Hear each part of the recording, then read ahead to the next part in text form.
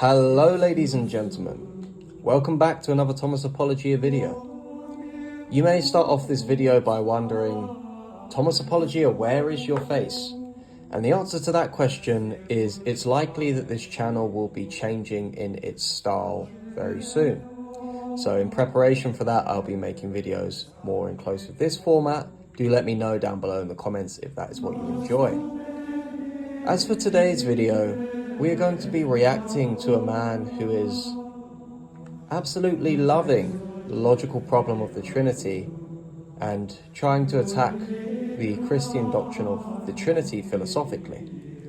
His name is Araz, and in today's video, we'll be reacting to just one of these problems that he likes to put forward. Let's get into it. Christians argue that the Father and the Son cannot be different gods, but they are the same God because they share the same essence, they share the same mind, they share the same will, etc. However, if it can be demonstrated, which it can, that the Father and the Son do not share the same knowledge, therefore they cannot be the same God that share the same mind with the same essence. Now, why do I say that it can be demonstrated that they don't share the same knowledge? Simple. Does the Father know I am begotten? Well, of course not, because the Father isn't begotten, so that would be a false belief. Now, does the Son know I am begotten?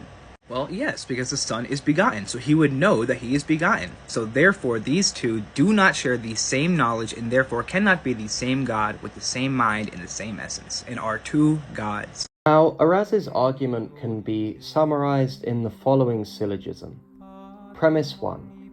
The Father knows the proposition I am the Father. Premise 2. The Son does not know the proposition I am the Father. Premise 3. Therefore, the Father and the Son do not know the same thing. If two persons do not know the same things, then they have distinct minds. Conclusion. Therefore, the Father and the Son have distinct minds. Now, this criticism is going to presuppose an understanding of God's knowledge, which has indexical statements and propositional knowledge. However, as Christians, we deny both these things in a non-ad hoc sense because of both the tradition, theology, and philosophy which has been passed down to us throughout the ages. Now, an indexical is a linguistic expression whose reference can be changed based upon the context. For example, the word I in I am sad is a indexical, and this may be the same as saying Thomas Apologia is sad. Now, indexical statements require discursive reasoning, which is reasoning from a known to an unknown.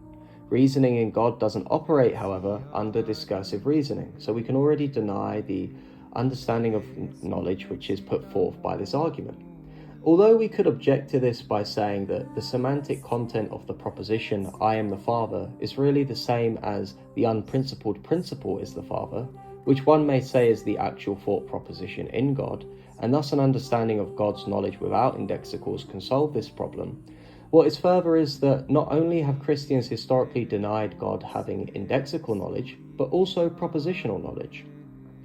God's knowledge is not discursive, meaning God does not reason from an unknown to a known like we do, but God's knowledge is the perfect knowledge of himself in an eternal and simple gaze. Let us consider the analogy of a man who is modeling the form of man for a studio full of painters. Now, while the model stands in the middle of the circle of painters, and they stand on the perimeter around him, each painter portrays what the model is and appears to be given their location on the perimeter. So, for example, the model on his right may portray him from the right side, whilst the model in front of him may portray him from a frontal position. Now, if the model knew everything about himself, he would know how he is portrayed in every position. And if the model knew everything about himself in one simple glance, he would know all the ways he is portrayable. This is why St. Thomas says, God knows his essence as so mutable by such a creature, and knows it as the particular model and idea of the creature. Summa Theologiae, question 15, article 2. And if we read question 14 of the Summa Theologiae, St. Thomas says that God knows his divine essence. In article 7, Aquinas clarifies that God does not have discursive knowledge. He writes, Now God sees all things in one thing, which is himself. Therefore, God sees all things together and not successively, which means that God does not have discursive knowledge. Aquinas clarifies what is meant by God's knowledge and his divine ideas in Summa Theologiae Prima Pars, question 15, article 1, when he writes, "As then, world was not made by chance, but by God acting by his intellect, as will appear later, there must exist in the divine mind a form to the likeness of which the world was made, and in this notion of an idea consists." It's important to note that knowledge is proper to essence and not to hypostasis.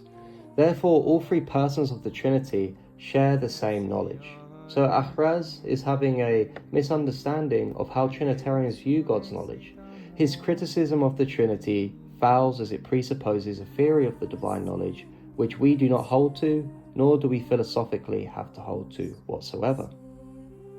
Now, if you guys enjoyed this video, and you guys enjoy videos on the logical problem of the Trinity and philosophically understanding the Trinity more, please leave a like, subscribe, and share this content and turn on that notification button.